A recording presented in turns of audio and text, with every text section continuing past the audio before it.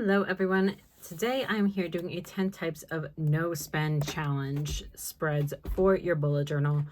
I think it's no surprise that people are trying to do some no spends and save some money when the economy is what it is. And that's all I'll have to say about that. Let's go ahead and get into the bullet journal spreads. The first one is a no spend tracker. So this is very simple monthly type of tracker. You could also do it as calendar style, but essentially what you're doing is you're putting the days 1 through 31 or however many days are in that month. And then you're tracking what is your essential or legal types of spending and your non-essential or illegal types of spending. So the legal types of spending are things that you have set forth that are considered removed from the no spend challenge. For example, paying your bills. If you have to pay your rent, your mortgage, water bill, electric bill, all those types of things, those are essential. If you have to pay for gas because you have to get to work, that's essential. Things that are non-essential are maybe eating out, right? If you are able to take food into work and have lunch that is packed and prepared versus going out and eating, because eating out is more expensive typically than preparing your food to bring into your work. So that's what I have set out here. I have just some money guidelines on the bottom. This can obviously be adjusted. I only did through $300. But if you are tracking all of your spending, you may want to make this larger because you may have to account for something like rent, and rent is not $300. So you might want to expand it a little bit more and maybe do some larger numbers down here at the bottom. Maybe every single one is $100. Maybe every single one is $500. You get it. Or maybe you remove the large purchases like your rent or mortgage, and then just track like what you are doing daily. So then you would do a block of what is the essential and how much I spent on essential items versus how much I spent on non-essential illegal items. And that is a daily no spending tracker. And it also kind of helps you keep track of what your expenses are as well, because you are tracking how much of those items you are spending as well. The second one is spending triggers. So these are things that ordinarily are causing you to spend money when you don't want to spend money. So I have this set up along the side here. I have different categories of typical triggers. For example, stress. Sometimes you want to spend a little bit more money when you're stressed. Fear of missing out. That one happens to me. Food related. So say you're out and about and you really don't feel like you have the option except for to eat out. For me, this is a new one for me, baby needs. I don't want to be spending money, but then again, if the baby needs something, the baby needs something, and I have to adjust to spend more because the baby would need something. The next one I have is business needs. That may not be something that everyone has, but sometimes that happens to me. For example, my printer goes out and I need a new printer. That is a spending trigger that I need to account for. The next one I have is something that's outside of your control. So I'll give an example here and then other. So trying to account for more than just your typical triggers. So one of the examples that I have is fear of missing out, spending $50 on an Archer and Olive journal because it's a limited edition, right? Those are types of words that will really trigger people often. So I have the cost, the description of what was bought, and then the comments that help give some context to that spending. This one is food related and out of control, $20, eating out because the doctor's appointment ran long. So I felt like it was out of my control because by the time I would get home, cook dinner, it would be 7 o'clock at night, for example. And then baby needs, $10 baby clothing. Well, it was on clearance. And that can obviously be a trigger as well, is like having a really good sale on an item might trigger you to spend as well.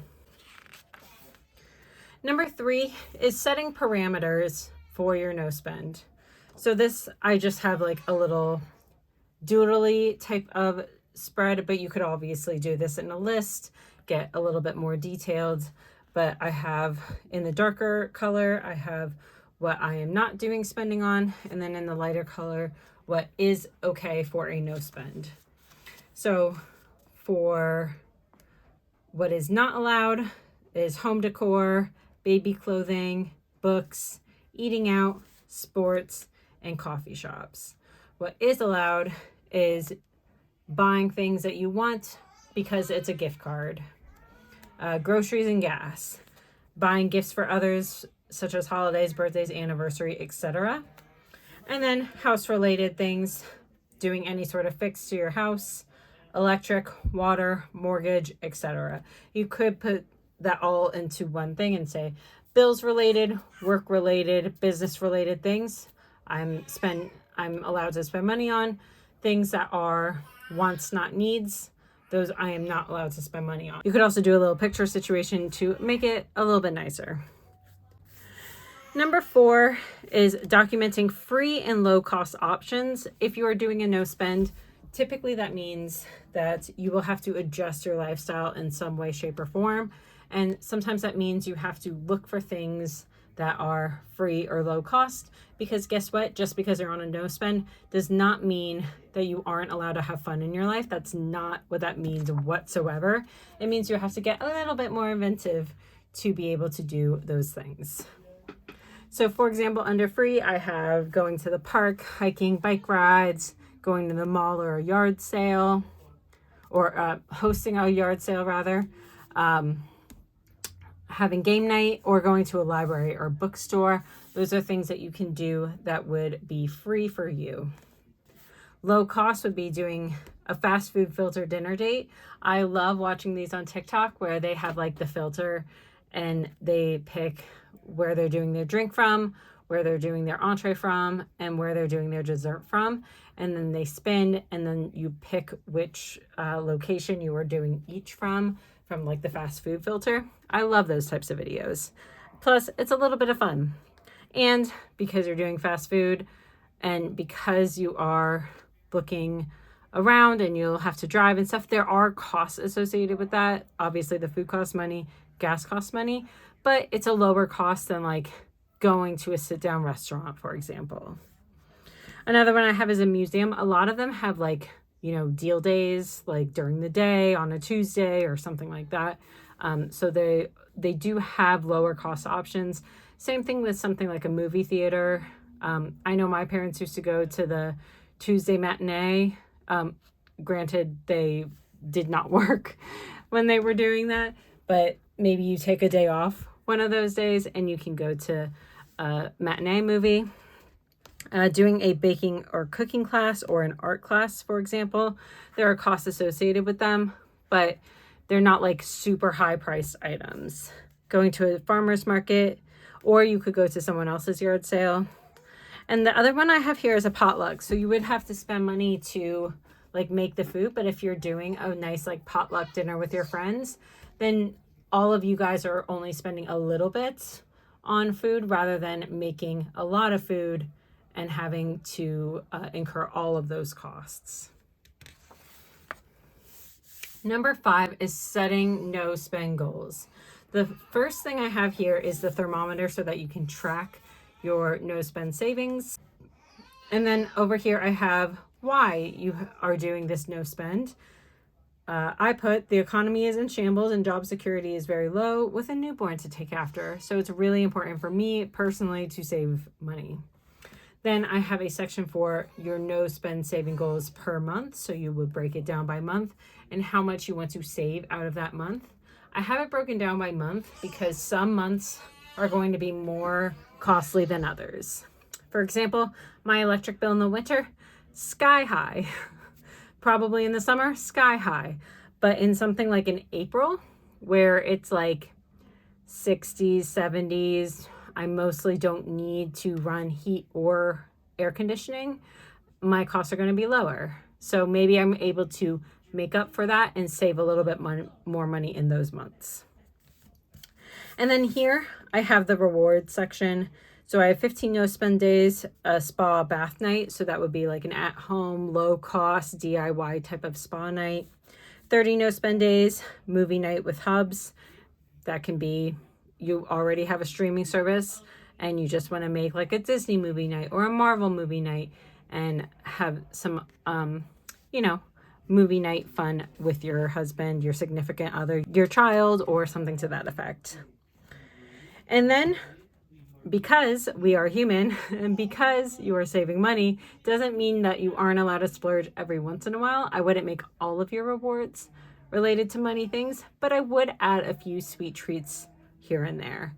So I put save $100. So I'm meeting one of these big milestones, treat to a month of Audible and get a book or two with like the credits that you may have.